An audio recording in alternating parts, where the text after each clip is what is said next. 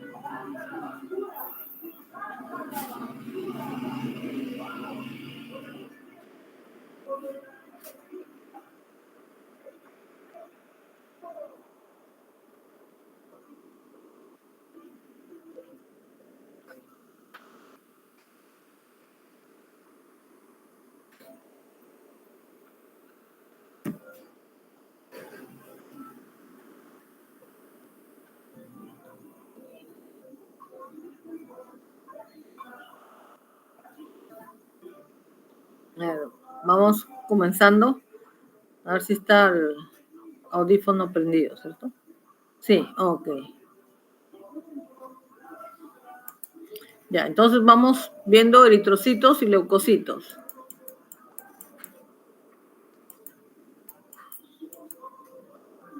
Importante en los eritrocitos comprender que el eritrocito tiene expresiones desde la membrana en el interior, sus vías importantes desde el punto de vista bioquímico, no solamente en glicólisis anaeróbica.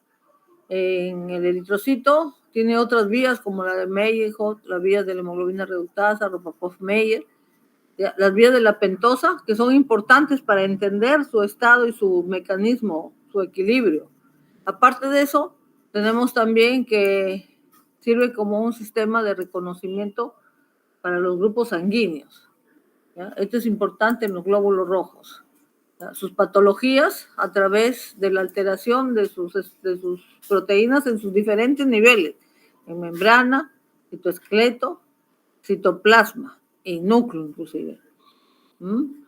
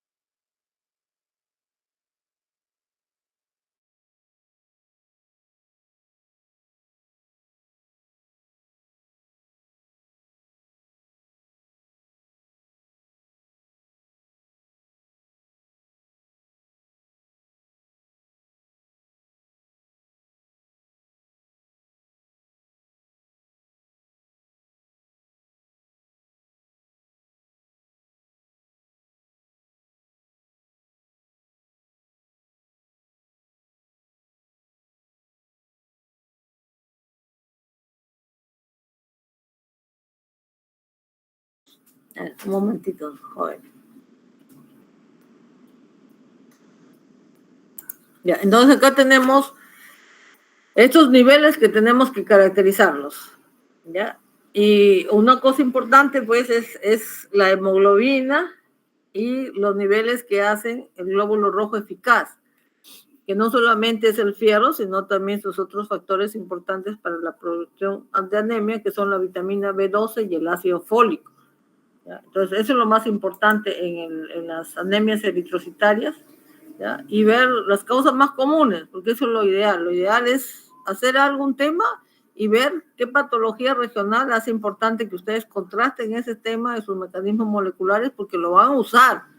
Y es útil que así ustedes lo identifiquen y que se aprendan los modelos moleculares, ¿ya? Porque si no fuera útil, pues yo diría, no, hay cosas, pero eso se va a estar utilizando constantemente. Lo mismo los leucocitos.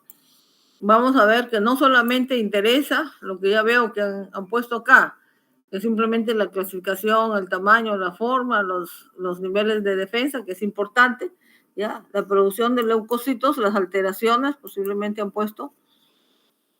Lo que más nos interesa a nosotros es un punto de la parte de sus mecanismos internos, cómo responde, por qué migra, qué nos abren en frente a una explosión de inflamatoria. Pues si no lo han hecho, pues me apoyan y va un poquito, se investiga, porque esto es lo que se quiere. ¿De dónde o quién trae la interleucina 6 y la interleucina 9?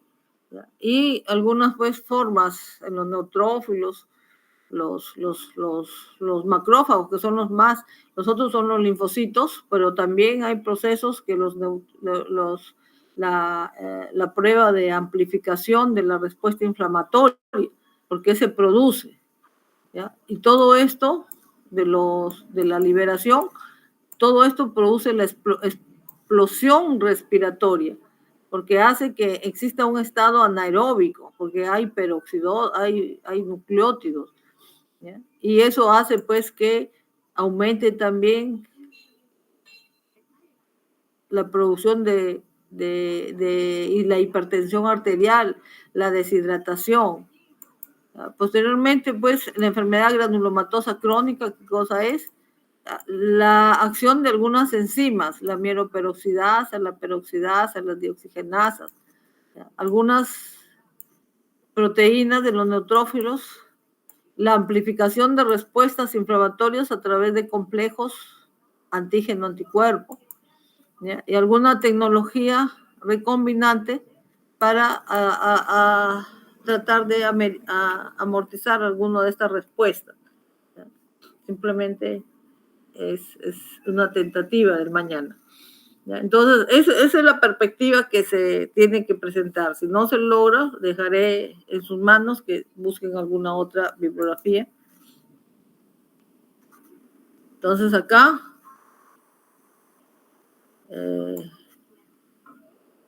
Dice anemias por alteración o genética de la membrana, problemas moleculares, que esto es importante para el eritrocito específicamente.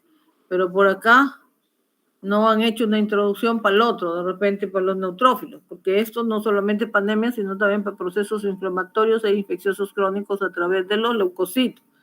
Entonces aquí me hacen para las dos cosas, la importancia biomédica de los eritrocitos, importancia biomédica para los leucocitos, si no, no sé, salvo que me hayan hecho una introducción al cambiar de tema. Entonces ya tenemos ya algunas cosas, voy a dejarlas porque ya sabemos los eritrocitos, recalquen bien las estructuras, porque mire, acá lo que más necesitamos es recabar la estructura y más bien eso me lo dejan al final.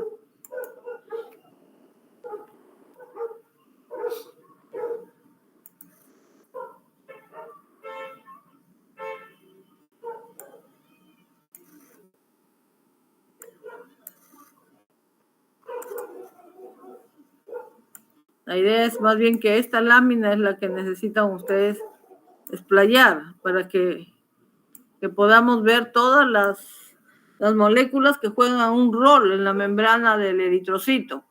Aquí ustedes tienen la banda 1, la banda 4, la espectrina, la ancridina, la actima, la tropomiosina, la glucoforina A, la banda P. ¿Ya? Todos estos moléculas es la membrana más compleja y la más grandiosa en cuanto a todas sus funciones. Es la única membrana de todas las células que está tan diseñada, perfecta, que se entra, se mete, se retuerce, se convierte, se afina para entrar por todos los endotelios, entrar hasta los tejidos y llevar oxígeno. Por eso es que por eso se estudia todas las anormalidades desde las mismas proteínas, la espectrina, la ancrina, las bandas, todas las enzimas, inclusive las de la parte de abajo, la banda H, la glucoforina, porque todas estas enzimas hacen que el glóbulo rojo se sintetice normal. Aparte de eso, también se estudia tu ADN, porque el ADN es el que parte de su ADN se sintetiza la hemoglobina.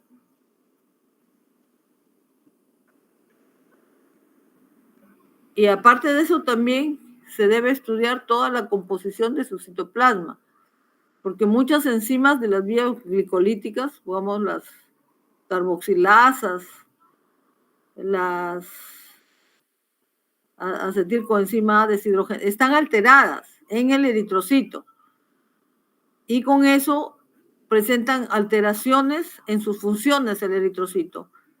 Alteraciones genéticas hay diversas, pero también hay alteraciones fisiológicas por dieta. ¿Qué alteraciones son esas del hematocrito? Pues las que conocemos normal por defecto de los componentes vitaminas, ácido fólico, tetrahidrofolato, vitamina B12 y fierro. Y también pues la dieta, la desnutrición. Todos esos traen el problema de la insatisfacción y producir un glóbulo rojo ineficaz, la eritrocarrepsis, la temprana recambio del estado dinámico del eritrocito. Entonces eso es lo que vamos a ver en esta primera parte.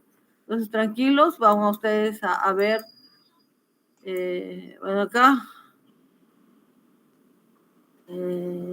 métodos de estudio, eso no hay problema, lo dicen, de algunas, cómo reconocer proteínas de repente, el modelo de eritrocitos fantasmas, porque verdaderamente recuerden que el eritrocito es una célula sin núcleo, por eso también se le dice células fantasma. Después no hay por otra cosa. ¿Qué más dice? La composición, lo dicen rápido, no es cuestión de lo principal, como le digo, en esta parte es identificar los componentes en los cuales hay alteraciones más frecuentes, más comunes. Esto es importante que ustedes vean acá, inclusive yo mejor las enumeraría para que ustedes vayan reconociéndolas. Espectrina, anhidrina, proteína del glucoforina, actina, tropomiosina, para ver alguna alteración. Y aquí deberían llevar más aún, proteínas de membrana y las proteínas también del citoplasma que se altera. La composición, glucoproteínas anterior. Esos son los más que integran el citoesqueleto. Entonces aquí ver algunas cómo se bandean y cómo su alteración. Entonces, si queremos reconocer que hay alteración de la función, es porque han heredado alguna proteína de intercambio aniónico, de actina propia, de glicerofosfato, de la glicerol 3-difosfato o de la tropomiosina, del eritrocito. ¿Ya? Entonces se pueden hacer un cromatógrafo, pero esos son para estudios, ¿no? Eso me lo avanzan rápido porque no es el tema mayormente. Acá igual están las mismas proteínas de acá, están que las reconocen. Entonces, acá están un poquito más, mira, acá tienen más la espectrina con 2 bandas, la anquirina, la proteína del cambio iónico, también la proteína la 4.1, lactina, gliceraldehído 3-fosfato deshidrogenasa, la que le estaba diciendo de que la carboxilasa y la 3-fosfato, la tropomiosina también, y la glucoforina ABC. Entonces,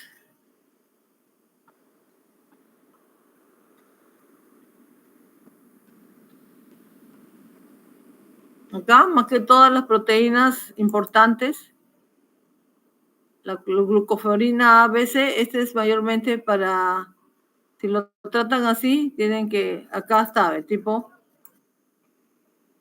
para el Plasmodium falciparum,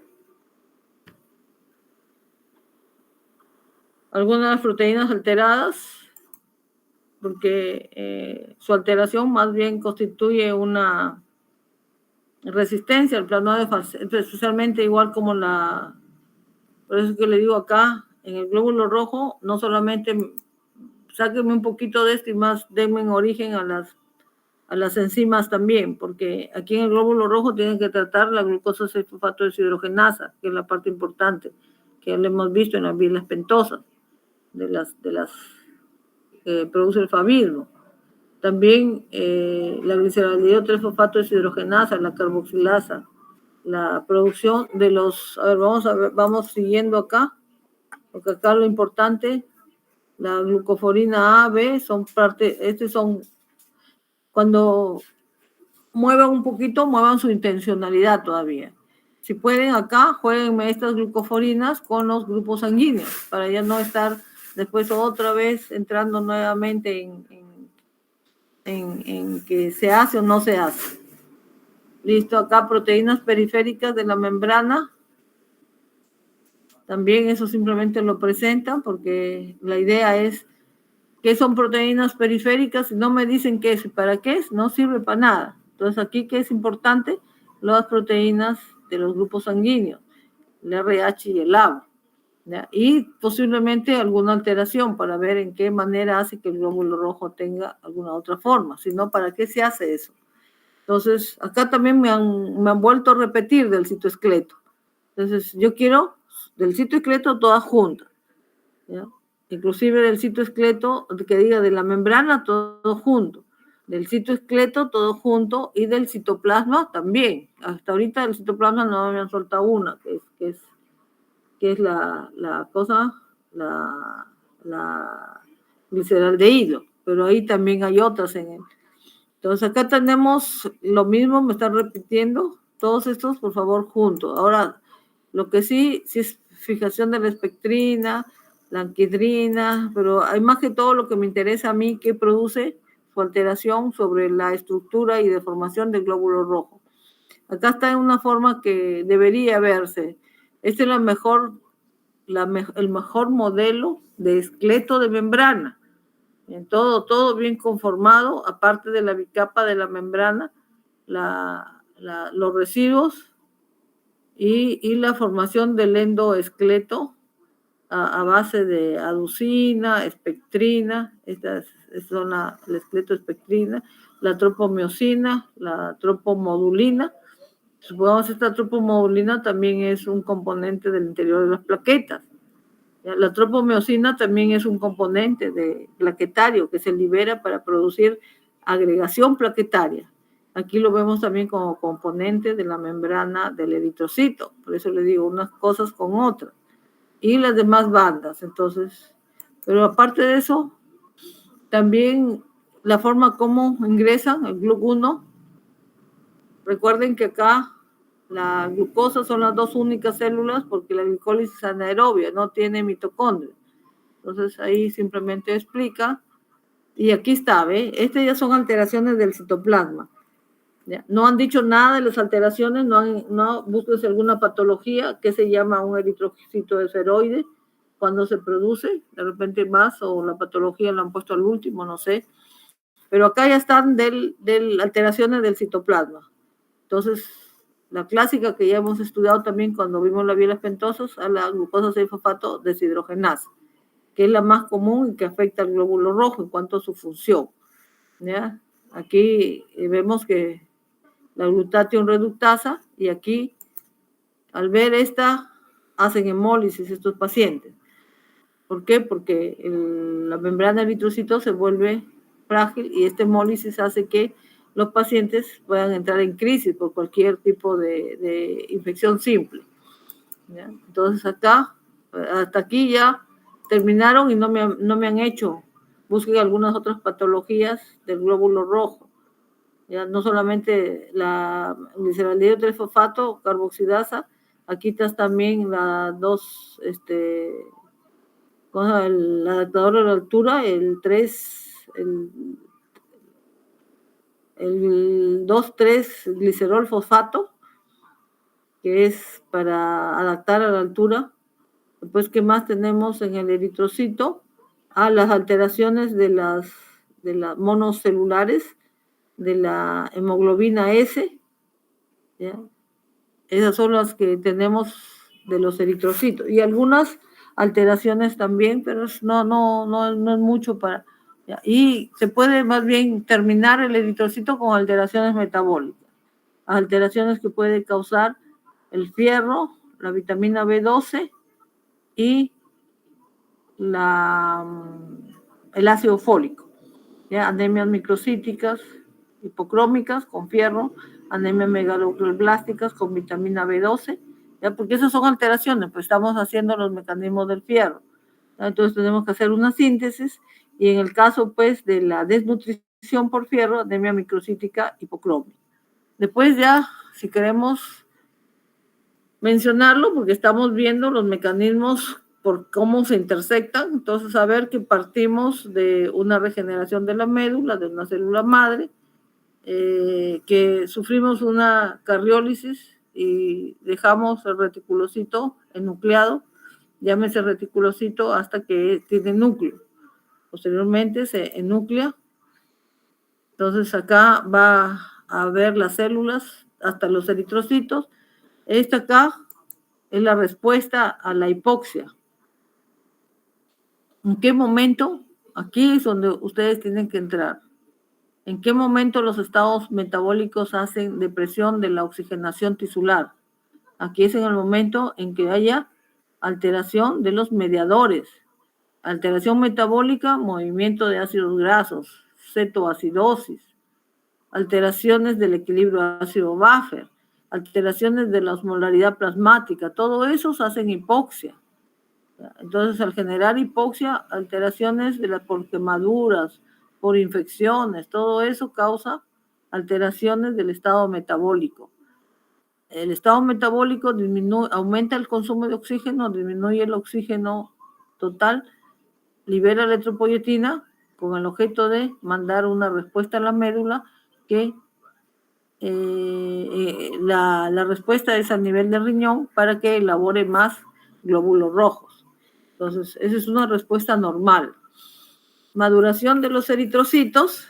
Acá está bien lo que les estaba diciendo yo, que siempre terminen, pero veo que acá han puesto eritropoiesis y han juntado, entonces está bien. ¿Ya? Estamos acá los que necesitamos para la configuración de un glóbulo rojo eficaz, no solamente vitamina B12, ácido fólico, sino también el mismo fierro. Caso contrario, pues puede producir la anemia megaloblástica, como se hace acá. Aquí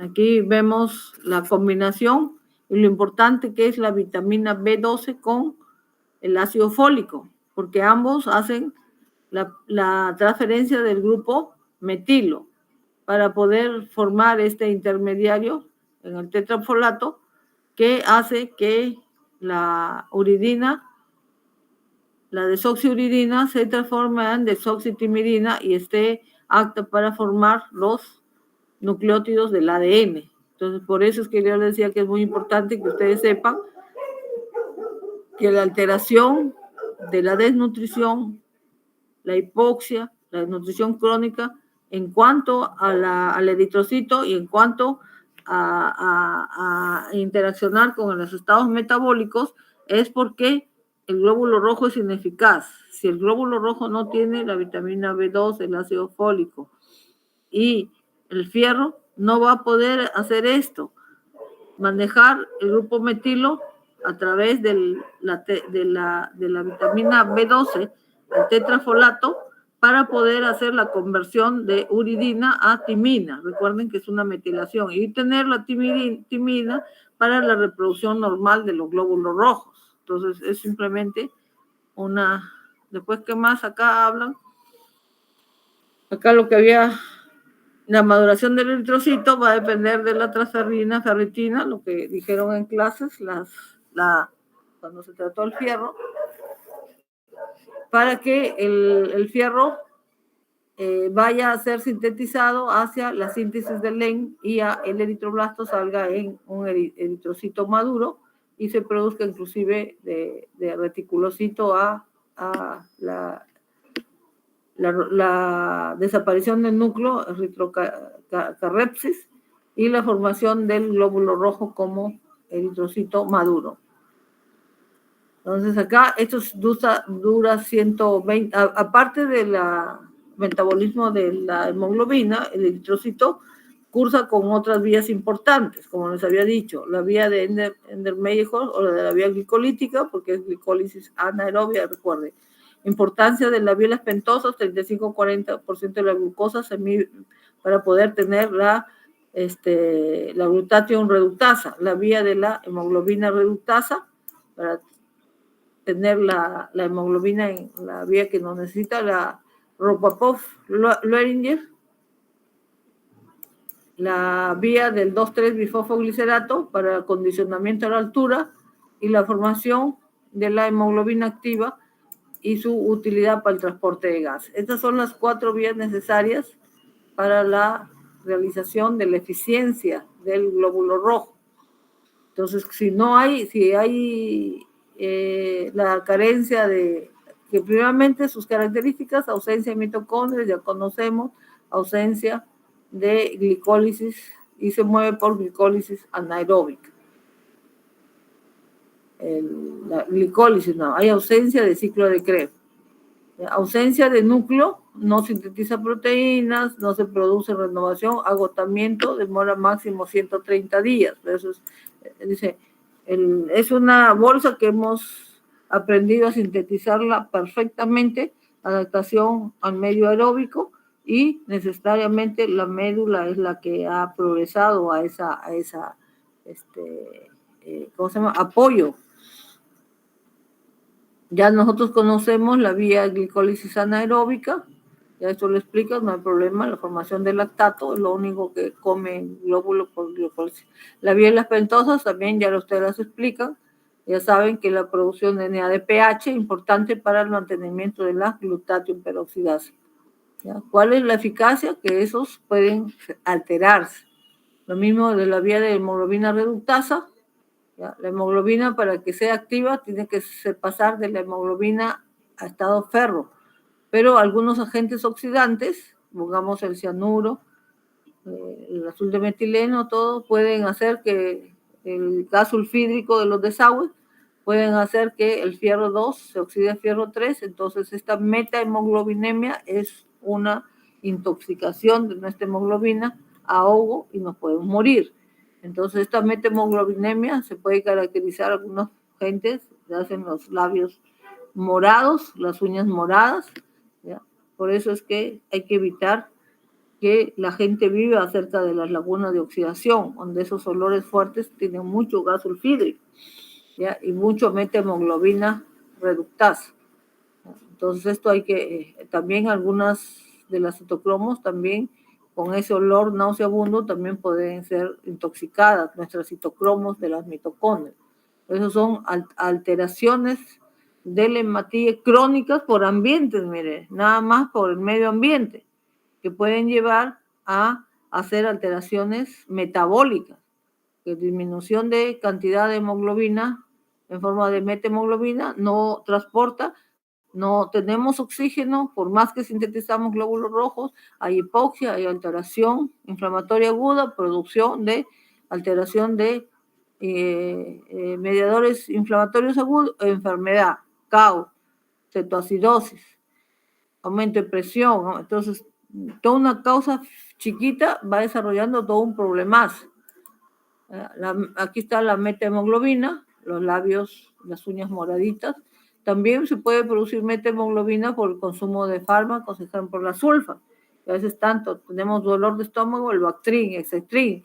No se puede abusar de esas drogas más de 2-3 días, sino hacer cambio de droga con los niños especialmente y los adultos ancianos también, porque estas drogas no pueden usarse más de 2-3 días. Son muy tóxicas las sulfas. Propapov Meyer, acondicionamiento a la altura, el 2,3-bifosfoglicerato. Normalmente conozco pocas alteraciones que se den en esta vía, pero es necesario que ustedes las conozcan. Ya saben que es una alteración de vía rápida, o sea, ¿qué significa? Que conforme yo subo a la altura, la producción de esto casi es espontánea. Y cuando la célula produce más 2,3-bifosfoglicerato, se satura más. Normalmente nuestra célula está en la altura, siempre va a estar saturándose menos, 97, 96%. Con este 2,3 de nuevo logra saturarse al 98%, entonces a las 3-4 horas nos adaptamos, ¿ya? Pero esta adaptación no es perenne, entonces necesitamos que se aumente, porque esto rápidamente tiende a desaparecer, es un mecanismo nomás que dura, como dice, máximo un día. Entonces la célula agota este mecanismo de estar haciendo la glicólisis anaeróbica. Entonces, ¿qué hace la célula? Aumentar el número de glóbulos rojos en la altura. Por eso es que cuando estamos a la altura y regresamos acá a la costa, venimos bien chaposos, ¿ya? Porque la disminución de oxigenación, de saturación de la hemoglobina hace que la eritropoyetina aumente la cantidad de glóbulos rojos. Para que ya no usemos este mecanismo, nada más en la altura nos adapta nomás un día, 2 días, y rápidamente tenemos que producir más glóbulos rojos, porque después como que se paraliza este sistema, ¿no? También tenemos los grupos sanguíneos, que ya grupo AB, ABO, eso ya no hay necesidad de explicarlo. ¿Ya? La forma como son esas glicoproteínas para el reconocimiento del grupo ABO y RH también. ¿Ya? No les pido tantos que me expliquen un poquito que es un mecanismo secretor y no es secretor, en cuestiones que es la sustancia H. ¿Ya? La sustancia H nos va a decir verdaderamente si somos portadores o no de un grupo sanguíneo o no. Sustancias A y B, que tienen, lo que hemos visto, que tienen que ver con los glucosaminoglucanos, de diferencia de superficie.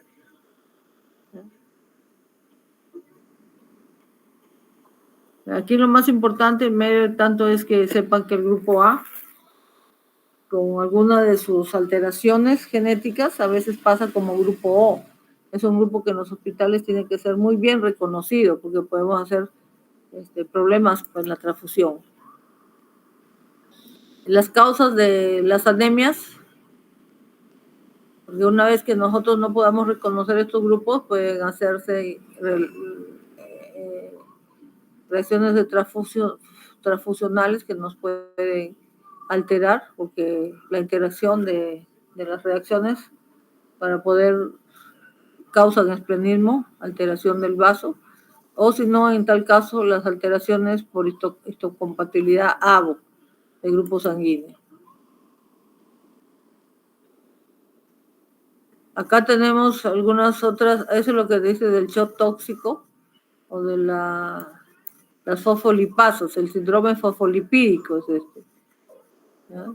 Este síndrome es generalmente liberado por agentes infecciosos, específicamente aquí son gran negativos, ¿ya? Negativos. Este se llama el síndrome fosfolipídico.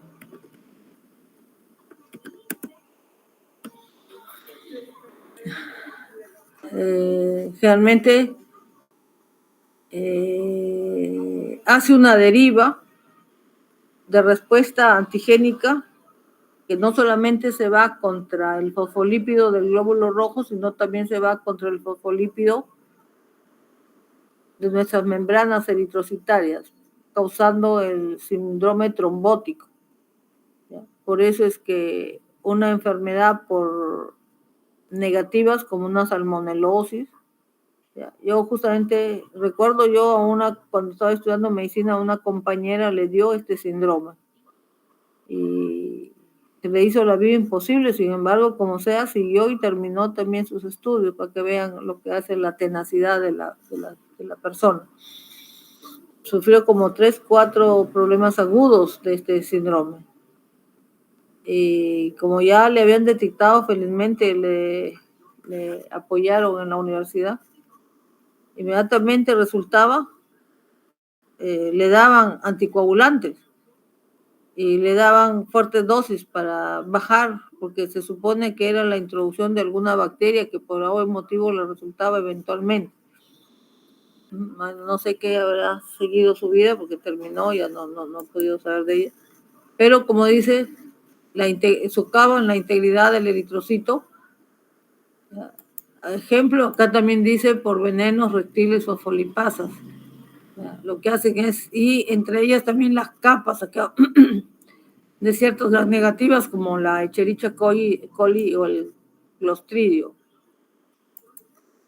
Estos los que botan realmente son compuestos fosfolipídicos que hacen la deriva genética, el anticuerpo contra eso, y también se va con el glóbulo rojo. Y a los otros agentes son porque van directamente con hemolicinas a alisar los glóbulos rojos de nosotros, ¿ya? Entonces acá tenemos otras interacciones también, alteraciones de esos son los que les digo que hubiese hecho allá en el momento en que sacaban las de la membrana, patología. Pongan acá un título, patología de las mutaciones. Entonces, patología, cuando se observan unos esferocitos o elictocitos, alteraciones redondas o alteraciones alargadas, surgen de anormalidades del citosqueleto de la espectrina, ¿eh? Entonces, reconocer esos esferocitos o eliptocitos de las espectrinas. Cuando otras hemoglobinopatías, ¿ya? La anemia por células falciformes, la deficiencia, enzimas, aquí está, la deficiencia en piruvato sinasa, ¿ya? Esa es la que yo les decía, que en el citoplasma, estas son las del citoplasma. Estas son a nivel de la membrana, hemoglobinopatías, anemia de células falciformes. Se reemplaza un aminoácido por otro y estos están con hemólisis. ¿Ya? Son la principal causa de hemólisis, especialmente este tipo de las anemias falciformes. Recordemos, la anemia falciforme es por la glucosa 6-fosfato deshidrogenasa. Diversas talasemias también. ¿Ya? Esas son de naturaleza genética. Entonces acá está la anemia hemolítica, que ya ustedes de la glucosa 6-fosfato deshidrogenasa, la de la citoplasma que se la pedía, aquí ya la tienen, no hay problema. Entonces es la más conocida, alteraciones de la piruvato sinasa, que se produce alteración también del eritrocito, y hasta aquí han llegado. ¿Ya? Yo creo que con esas, porque aquí también están haciendo las hemoglobinopatías, están hablando del ciclo de Markov-Meyer, están hablando del otro bifosfoglicerato, están hablando de algunas enzimolopatías. Yo creo que hasta aquí podemos dejar los glóbulos rojos. A ver, vamos a ver los vitamina B12, ácido fólico, fierro. Tal vez ahí podemos ver las principales patologías y definirlas, como la anemia megaloblástica y la anemia ferropénica, que es microcítica e hipocrómica. Tal vez caracterizarlas ahí como que sellamos con las deficiencias del eritrocito, porque realmente esto es lo que llega a nosotros, pues con las alteraciones fuertes de nutricionales, de alteraciones inflamatorias crónicas, podemos presentar la anemia microcitoferropénica o la anemia megaloblástica, son las más clásicas. Entonces, pues entramos con los leucocitos, ya sabemos que estas son células que se han quedado igual como los procariontes, células unicelulares aisladas y que sirven para respuesta de comunicación inflamatoria. No solamente por los organismos infecciosos, sino cualquier proceso inflamatorio tisular, ¿ya? Entonces acá no hay problema, ustedes ya pueden describir los conceptos básicos. Aquí me gustaría que cuando describan los neutrófilos, todo, me expliquen un poquito más cuáles son sus enzimas tóxicas, ¿ya? Entonces acá la parte de la cromática, que ya pueden ser binucleados o abastonados, ¿ya? Y aparte también me describan sus valores normales, neutrófilo y tal, porque en sus casos clínicos me van a tener que hacer esa interpretación, ¿ya? Está aumentado o disminuido, pero si no lo explicamos en época de clases, ¿cómo en práctica vamos a exigir eso? Entonces acá, valores normales, ¿ya? Y aquí un poquito las enzimas que contienen cuando son vehículos de respuesta inflamatoria. ¿A quién le hacen caso? ¿Cómo son llamados? Un poquito esa interacción, ¿ya? Me la buscan, me la ponen, como dice su mecanismo. Acá está su función, a ver, vamos a ver. Locomoción, ya está. Realmente esos son por factores quimiotácticos, ¿ya? Como ¿quién? ¿Cuál es el factor quimiotáctico? Las citoquinas, las interleuquinas, las cosas, las interleuquinas, el factor de necrosis tumoral, todos ellos son factores quimiotácticos. Por eso yo busqué un poquito estímulos quimiotácticos y permiten la diaperesis, ¿ya? Pero acá lo que ha faltado son las enzimas, pues dentro. Una vez que llegan, combaten, ¿cómo nos hablan? ¿Cómo es que conectan a llamar a otros? ¿Qué liberan? Porque por algo son llamados, pero también ellos convocan a más llamadas. Entonces me buscan sus enzimas, la mieloperoxidasa, la peroxidasa, algunas enzimas nucleasas, y algunos factores también quimiotácticos que también liberan los neutrófilos. Entonces los eosinófilos no hay problema, porque los eosinófilos mayormente son crónicos, son por parásitos, y en las inflamaciones o respuestas inflamatorias casi no intervienen, así que me lo mencionan todo, me dicen que la respuesta es mayormente para procesos histaminérgicos o procesos de respuesta inflamatoria. Y después tenemos la función también para parásitos de alérgicos, ¿ves? Entonces los basófilos, eso acá me ponen, retienen para receptores para inmunoglobulina E, pero después que los basófilos, ¿qué liberan? Ya, los basófilos liberan histamina normalmente. Y heparina, ¿eh? Aquí está la famosa heparina. Esos son los que en el nivel también, al nivel de la ruptura del endotelio, nosotros tenemos heparina y también tenemos nosotros la famosa serotonina. Entonces hay que ver que estos factores se liberan de los células residentes, de los basófilos y de los otros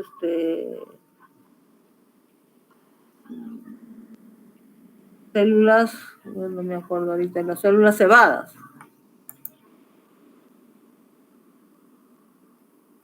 Ya. Y después acá los basófilos, ya estamos en la heparina, responde a receptores para la inmunoglobulina E. ¿Ya?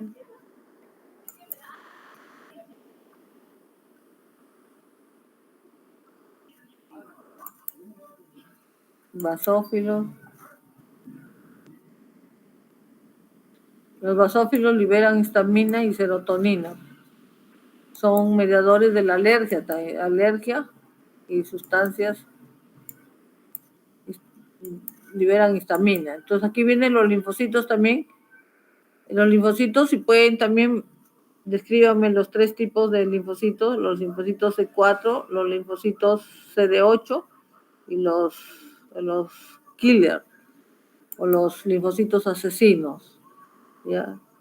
Como estos son los mediadores, porque estos son los que hacen la respuesta para la presentación a las células o a los killer o a las células B, para la respuesta anticuerpo. A los killer los presentan para que los killer vengan y asesinen. Los killer, los linfocitos killer o asesinos destrozan, liberan mucha sustancia. Entre ellos y ellos, pues hay un mecanismo de la ampliación de la vía TOR, amplificación del sistema de respuesta inflamatoria por la cantidad de respuesta inmune, antígeno anticuerpo. Es muy interesante todo lo que nos plantean los leucocitos, ¿no? Entonces acá ver algún poquito sobre las actividades internas y las actividades de conexión de los linfocitos para entender cómo los linfocitos nos ayudan a amplificar los sistemas de respuesta inmunológica y por lo tanto amplificar el sistema metabólico. Función, esto es lo que quiero que amplíe, porque lo demás lo podemos volver un poquito más. Cítenme los tipos de linfocitos, por favor, las funciones de cada uno.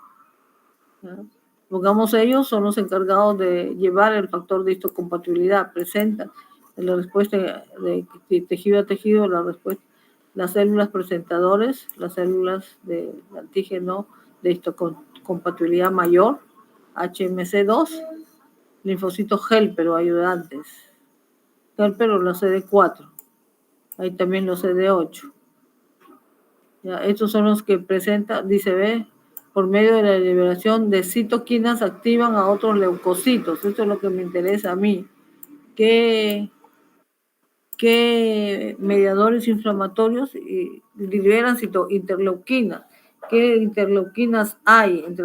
Una libera las 6, otra las 9, las 10, entre los linfocitos de CD4, CD8 y entre los neutrófilos liberan muchas citoquinas.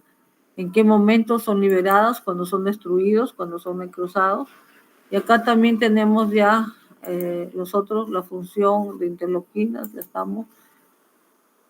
Pero aquí estamos, miren jóvenes, aquí tenemos la función, no sé si aquí terminará, pero me amplían un poquito más y acá no tiene título y ya me han puesto los monocitos, o sea que acá prácticamente están cambiando de tema, entonces póngale también el título como han puesto a los demás.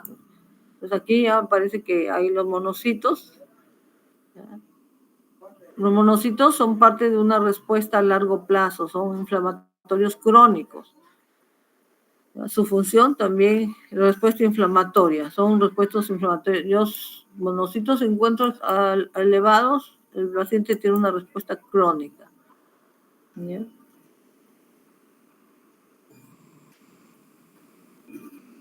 Recuerden que los monocitos, pues, convertidos también en macrófagos, y también son los que van a liberar también ciertas sustancias. Me buscan las sustancias de los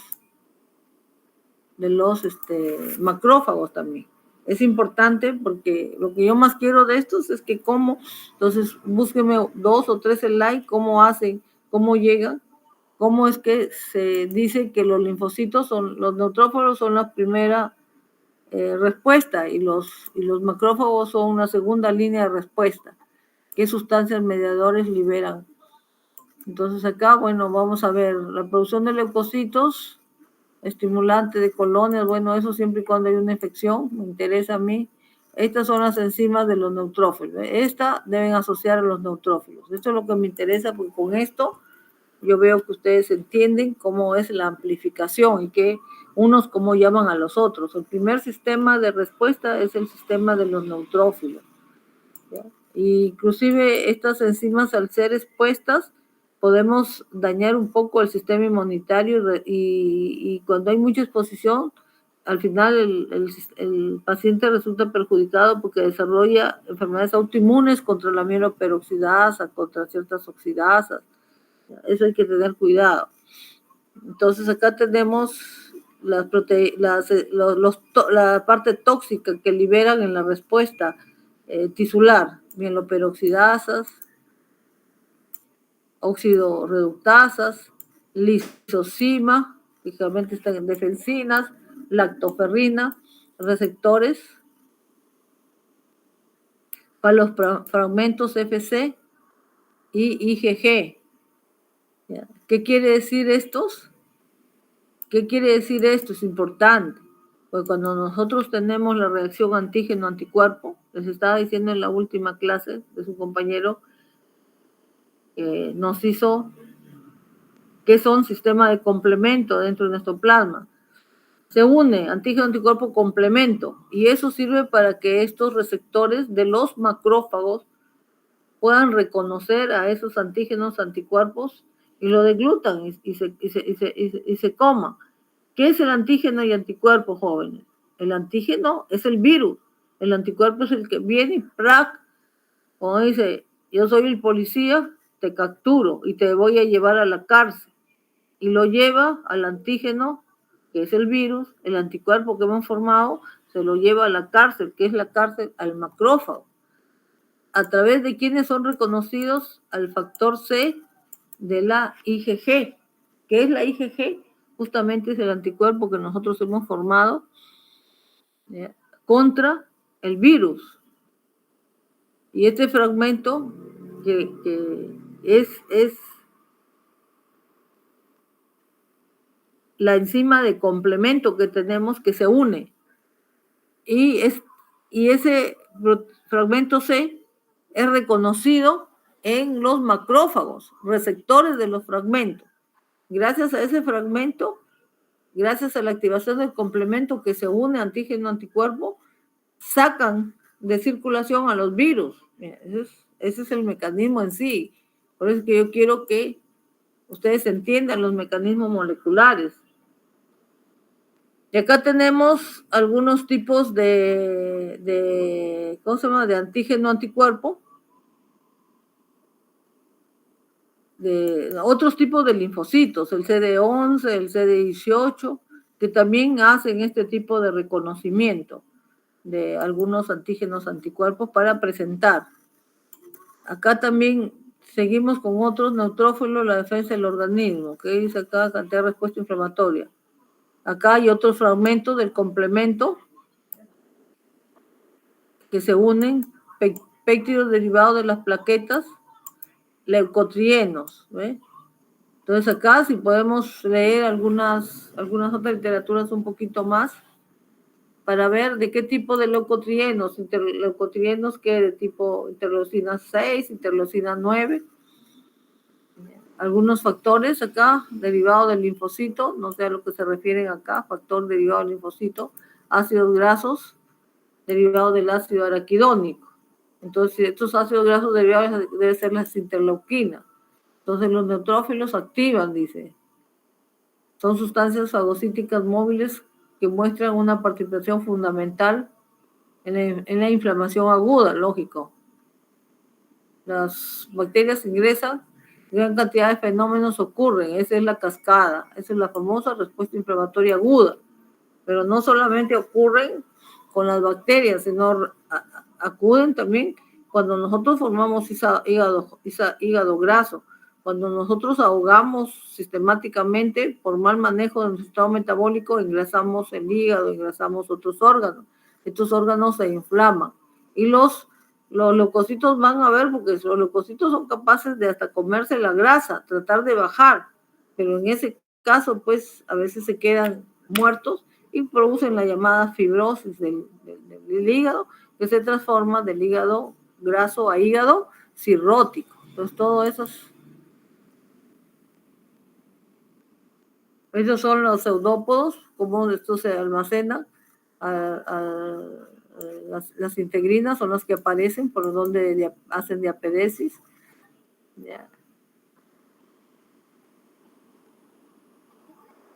los neutrófilos y macrófagos.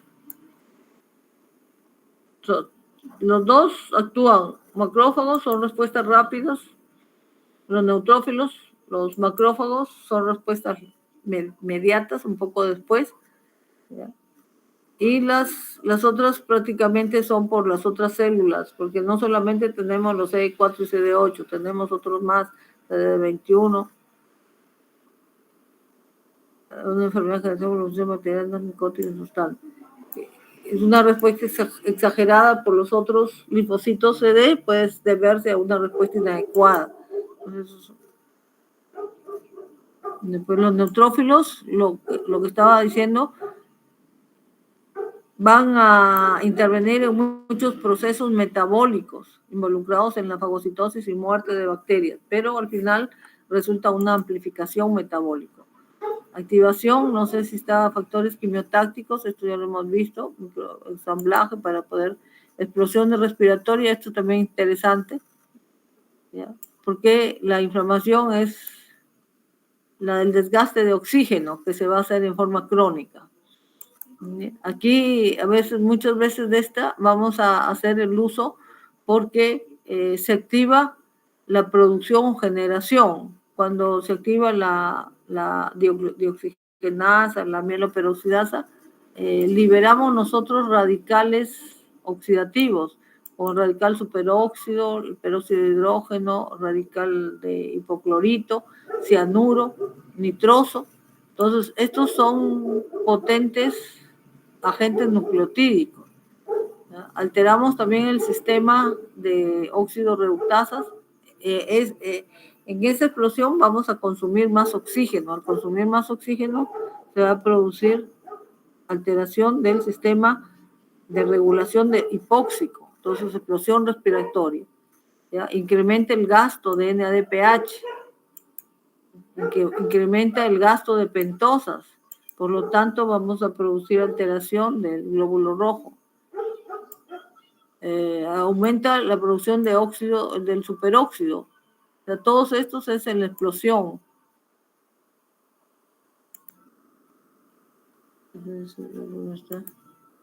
Activación de los neutrófilos acá. Ya, en la explosión respiratoria. Después acá tenemos la muerte porque la explosión respiratoria hace mucho consumo de NADH y hay menos oxígeno.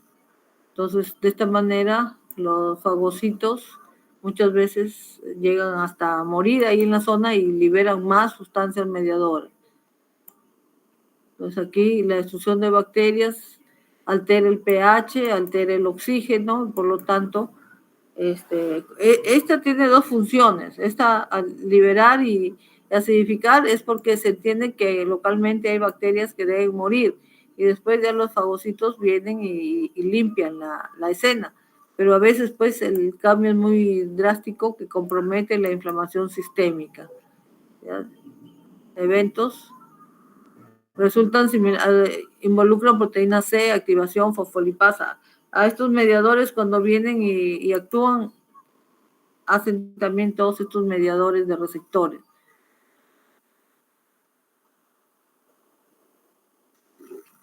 Bueno, esta es una alteración que mayormente todavía no es nivel de los granulomas. Esto sí es común, la mieloperoxidasa. Esa es una enzima muy común a nivel de los neutrófilos. También la producción de hipoclorito, eso es de los neutrófilos. Algunas cloramidas también, hipoclorito, el radical. Esos son los mediadores por el cual producen estrés, pero a la vez también producen activación de las vías del, como dice, del ácido araquidónico para producir interleuquinas en los mediadores inflamatorios. Ahora de repente por acá los dicen. Aparte de estas, aquí están las proteinasas. ¿Ya? Entonces, los glóbulos no neutrófilos desarrollan la elastina, no sé acá qué otra, el efisematoso, la alfa-quimiotricinasa, activa la alfa-quimiotricinasa, son mecanismos de acción por el cual se vuelven tóxicos. La alfa-2 grama globulina también tiene que ver participante, la activa. Después, ¿qué más? Oxidantes clorados, ciertas reacciones cloradas. ¿Qué más? Sustancias alfa antiquimiotripsina cuando se acumulan grandes cantidades de neutrófilos tejidos. Ya activan la antiproteinasa.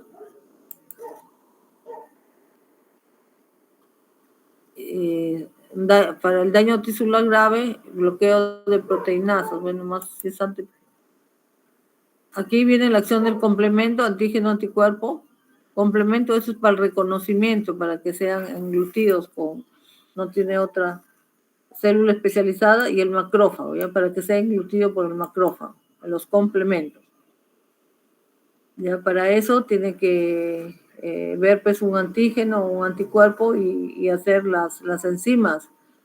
Complejo complemento tiene que tener las enzimas de complemento, ¿ya? Activas y se unen para que sean reconocidas por el factor FR de los macrófagos. Y como que esto no está muy bien redactado.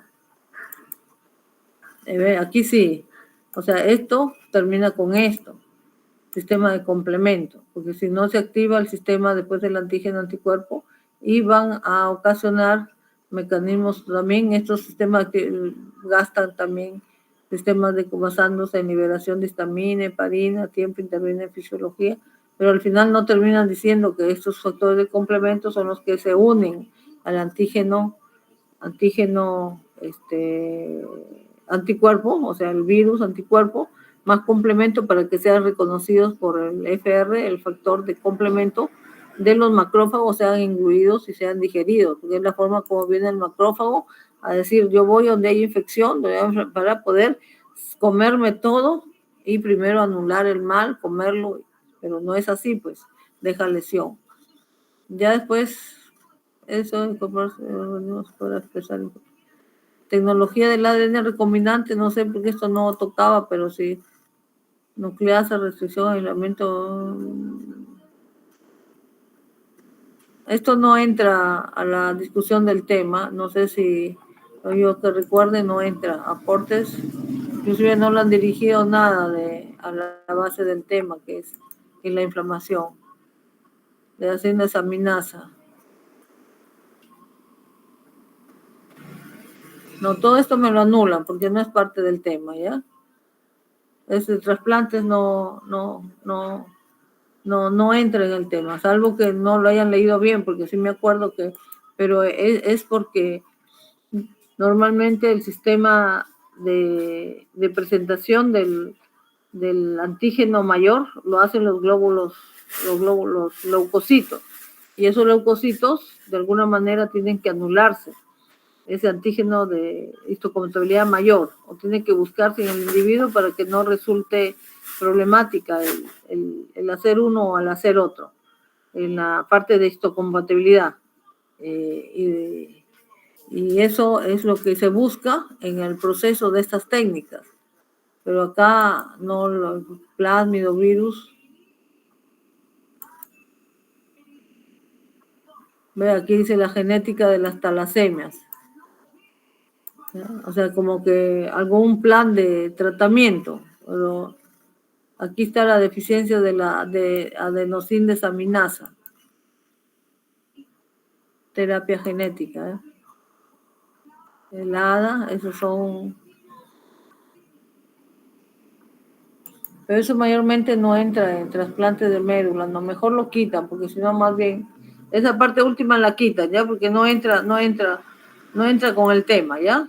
No sé si Harper lo habrá tratado, pero no encaja en el tema hasta ahí es todo lo que yo veo ahí que les falta hacer la respuesta inflamatoria por parte de los leucocitos, ¿ya?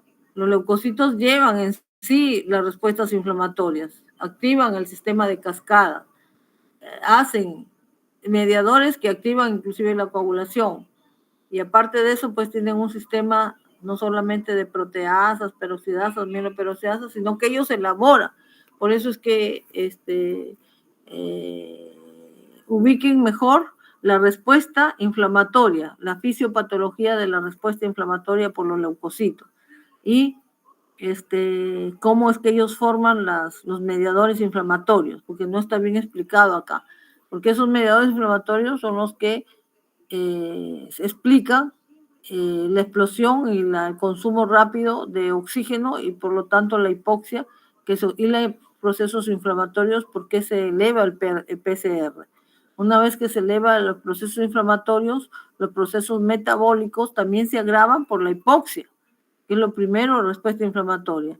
En hipoxia y en procesos inflamatorios ya no da ganas de comer y más bien se consume. Hay consumo de glucógeno, consumo, movimiento, entonces la persona vive una cetoacidosis crónica o aguda, en un momento de infección aguda. ¿Ya? Entonces todo esto hace un caos por eso son mediadores de los procesos inflamatorios. En su caso, los leucocitos, por eso es que quiero que me pongan acá cantidades, en todos los leucocitos cantidades, glóbulo rojo normal, neutrófilo de tal a tal, leucocito de tal, cantidad de leucocitos totales también antes de hablar de leucocitos, presentemos leucocitos, ¿por qué? Porque eso es lo que tienen que hacer, en su caso tienen que evaluar los leucocitos como sustancias de respuesta inflamatoria aguda. Si no hay un PCR, el leucocito les va a servir. Las plaquetas también, porque por ambos, las plaquetas por coagulación y las plaquetas también con síndrome inflamatorio agudo también van a servir, porque por ambos lados su disminución implica probabilidades de que afecte el índice trombótico y probabilidades también de que ya estén alterando la inflamación, la picazón de los endotelios y el consumo plaquetario, ¿ya? Entonces, hasta ahí terminamos ya. ¿Alguna pregunta? Porque ahí ya se terminó el caso. Si no hay preguntas, damos por terminada las asesorías y estamos listo para el examen, ¿ya? El día martes vamos a terminar las 2 clases, jóvenes. Ya he hablado con el delegado ya para que ustedes también, para que pueda enterar el grupo, para que entre el martes y jueves se acabe las prácticas, porque yo también ya no quiero asesorar más los fines de semana, también estoy haciendo, y ahorita justo voy a verle sus notas, todo, para poder avanzar con sus promedios, porque las asesorías y todo me quitan tiempo también. Entonces vamos a hacer las prácticas los martes y los jueves ya, el jueves sí o sí tenemos que terminar todas las prácticas. Ya lo dejaré, si no estoy ahí, les dejaré entonces el jueves solamente se va por el examen y de ahí del examen comenzamos lo último que falta. Si terminamos ya el martes algunas prácticas, si terminamos bien, si no, lo que no terminemos, porque todavía el doctor Holguín nomás avanzaron solamente 1, entonces solamente hay 2 prácticas avanzadas de 5. O sea, más que seguro ya entre martes y viernes terminamos las 3 posteriores. Y entonces ya en la siguiente semana ya sería, porque como ya no queda clases, ya vamos a indicar el sumativo. El martes sería el sumativo y ya con el sumativo se haría ya el otro examen. Pues ahí es el problema, que ya nos cruzaríamos con los exámenes, pero ya no hay otro, ya no el corrimiento ha hecho que ya nos compliquemos el sistema. Entonces yo le he dicho al delegado, por el día martes comenzamos con los casos de nutrición, que son los más tranquilos. Entonces el martes, que es el examen fuerte, porque es el sumativo, tenemos y el jueves, que es el final, tenemos también para tratar el mismo del nutricional 2, y en la siguiente semana solamente quedarían los trabajos de investigación, martes y jueves.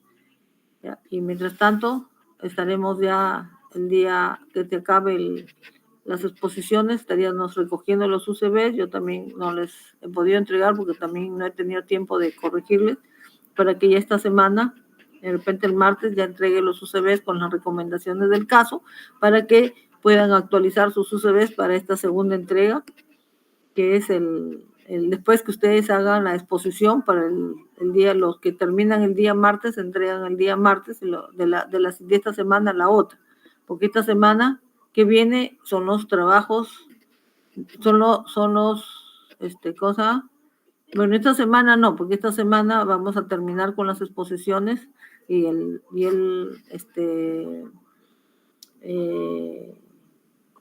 ¿cómo se llama? El sumativo, el sexto formativo.